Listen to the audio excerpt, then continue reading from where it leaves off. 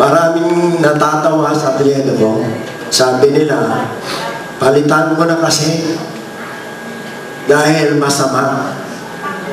Yes, it is true kung masama. Kung alam mo ang meaning, sabi ko.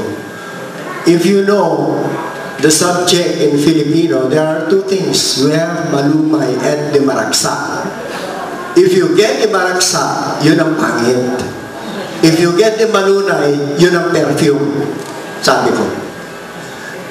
Ganun po ang laging tinatanong. Bakit kasi luga ang apelyido mo? Napakadami naman ang apelyido mo pagpilian. Eh sabi ko, hindi ko pwede palitan ito dahil ninuno ko pa ito minana.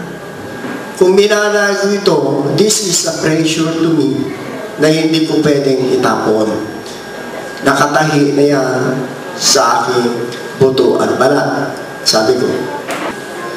And I told them this way, classmates ka ako, what's in a name by the way?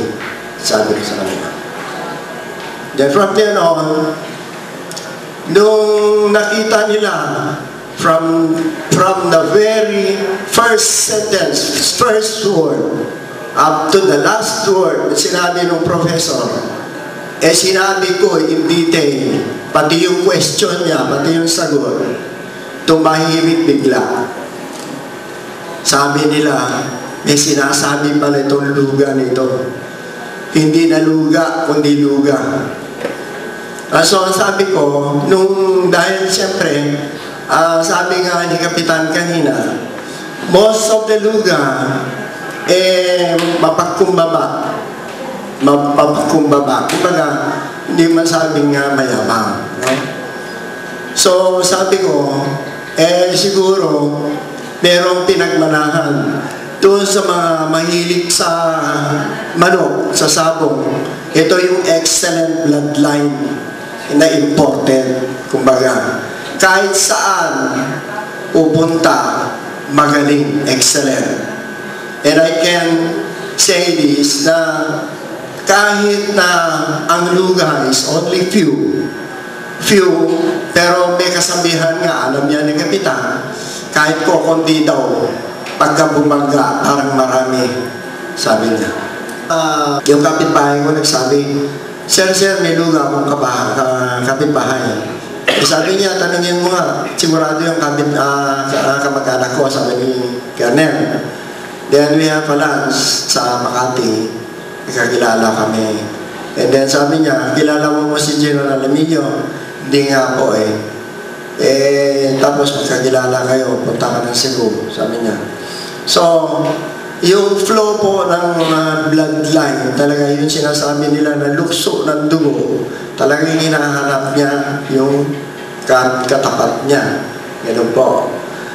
Kaya ganun po tayo pinagtipon ng Diyos dito ngayon. It's really hard to organize this big crowd na malalayo pa yung lugar. Ganun. We have exerted all our efforts to make this reunion possible. Ganun po. So marami pong nagpapasalamat po kami lahat dito sa Tumawini na dito sa 75th day o 75th death anniversary ni Lolo Mateo ay matagumpay na nairaos ngayong gabi. And dito sa hindi pa ho nakakaalam, yung si General Mateo, siya ang nagkaroon ng name sa lahat ng mga kapatid. Pero yung mga kapatid naman niya na tatlo pa, Domingo, Vicente, and Julia, magaganda din po yung naging offspring at that time. Sabi ho nila noon, yung Julia, pinakamatapang daw yun ng babae, malaking babae. Na pagka nagalit, patay kung patay. Ganon kapaksin.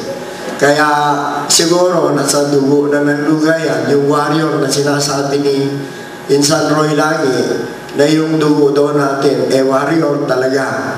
Ibang-iba. Kumbaga sa spelling, hindi mo maintindihan kung saan kinuha yun. So,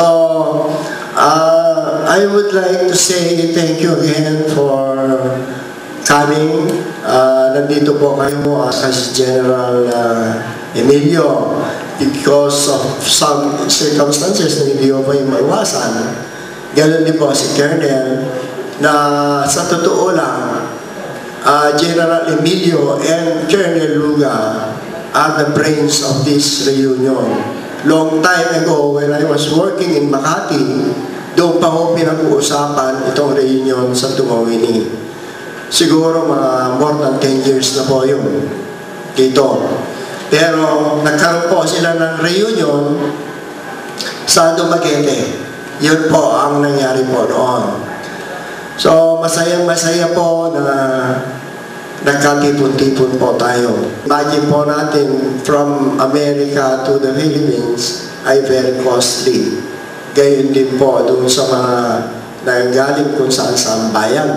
Ganun po. So, kay Tita Mars,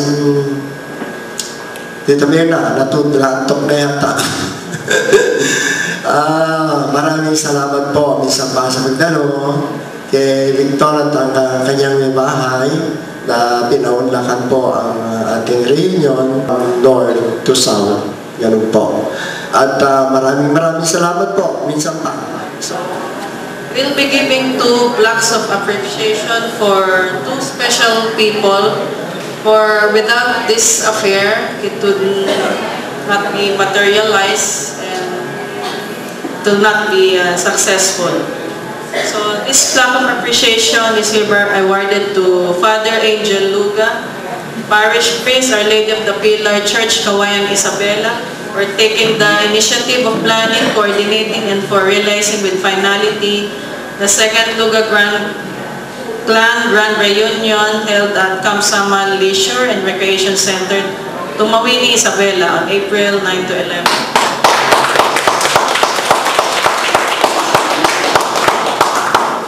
The next one is Engineer Antonio Biluga, Director, Malapunga Ibanag Cooperative.